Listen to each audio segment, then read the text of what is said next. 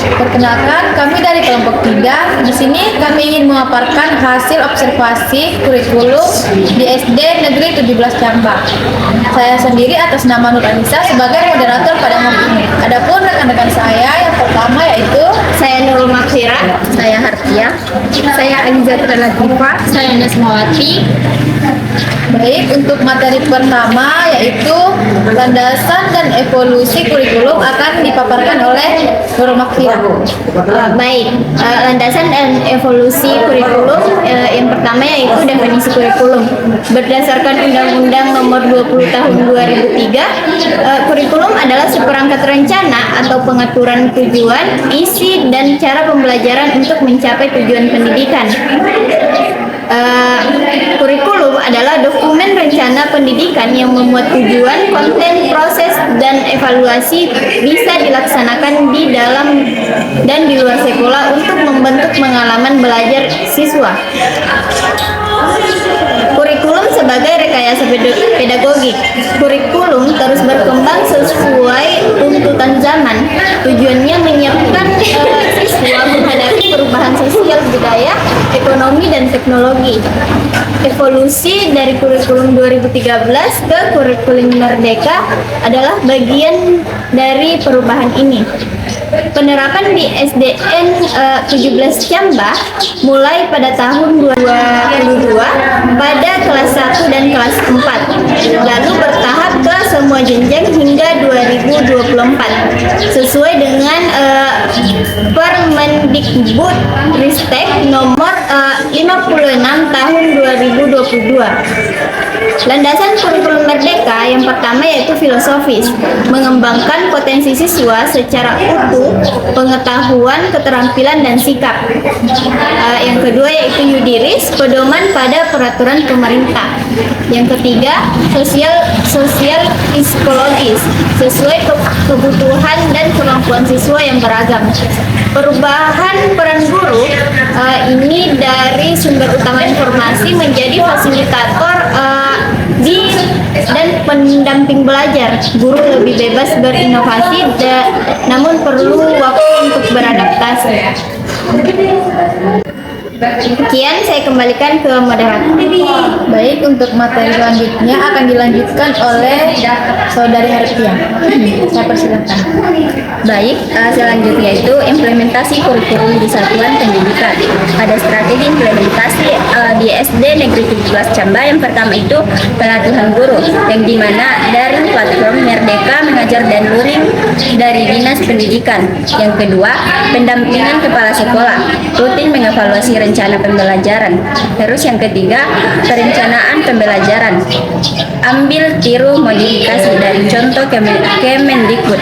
Yang keempat, asesmen dan refleksi yang digunakan untuk evaluasi dan perbaikan pembelajaran. Adapun tantangannya yaitu penggunaan teknologi dan inovasi modul ajar. Yang kedua, butuh pelatihan dan pendampingan berkelanjutan. Terus perkembangannya, guru mulai terbiasa menyusun pembelajaran fleksibel dan berpusat pada siswa. Baik, sekian saya kembalikan ke moderator. Baik, untuk materi selanjutnya akan dilanjutkan oleh Aliza Latifah. Di sini saya persilakan. Baik, pada bab 6 prinsip penerapan kurikulum, dan yaitu prinsip utamanya yang pertama itu fleksibel, kemudian relevan, efektif, dan efisien, dan berpusat pada peserta didik. Pada penerapannya di SD Negeri 17 Camba, pembelajaran berdiferensiasi sesuai kebutuhan siswa. Kemudian asesmen variatifnya yaitu proyek, diskusi, observasi, dan penilaian sikap. Kemudian guru diberi kebebasan berinovasi sesuai kondisi siswa. Baik, terima kasih. Saya kembalikan ke moderator. Baik, untuk materi berikutnya akan dilanjutkan oleh Nasmawati. Baik, materi selanjutnya itu pada bab 7, tujuan dan capaian pembelajaran. Tujuan utama kurikulum Merdeka yaitu membentuk profil pelajar Pancasila. Yang pertama yaitu beriman, bertakwa, berkebinekaan global, gotong royong, mandiri, bernalar kritis, dan kreatif. Contoh praktik di SD 017 Camba yaitu spiritual, yaitu bisa melakukan doa bersama dan kegiatan keagamaan. Yang kedua, gotong royong, kerja bakti dan kerja kelompok. Yang ketiga, kreativitas dan kemandirian, yaitu pramuka dan seni budaya. Yang keempat, bernalar kritis, yaitu diskusi dan proyek pembelajaran. Yang kelima, proyek penguatan profil pelajar Pancasila, yaitu P5, dilaksanakan setiap akhir semester, bertema kontekstual lingkungan budaya dan lain-lain. Adapun menurut Ganye, yaitu pada tahun 1974, pembelajaran meliputi keterampilan intelektual, strategi kognitif, informasi verbal, keterampilan motorik, dan sikap dan nilai.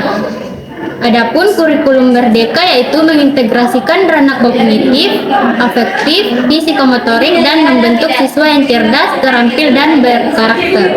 Terima kasih, saya akan kembalikan kepada moderator. Keterkaitan teori dan praktik lapangan.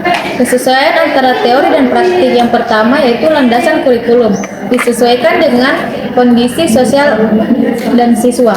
Yang kedua, implementasi, didukung kepala sekolah dan pelatihan guru.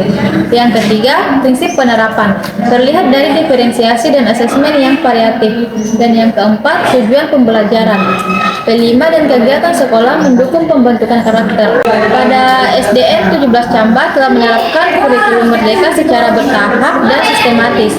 Guru dan kepala sekolah berperan aktif dalam pembelajaran yang fleksibel dan juga berpusat pada siswa.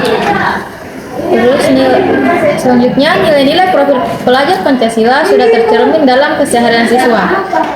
Dan adapun hal-hal yang perlu ditingkatkan, yang pertama yaitu kompetensi teknologi guru. Dan yang kedua, ketersediaan sumber belajar yang variatif. Yang ketiga, pendampingan berkelanjutan dari kepala sekolah dan pengawas. Kurikulum merdeka pada SDN 17 Camba mencerminkan pendidikan masa depan yang inklusif, adaptif, dan juga membentuk karakter. Sekian dari kelompok kami akhiri. Wassalamualaikum warahmatullahi wabarakatuh.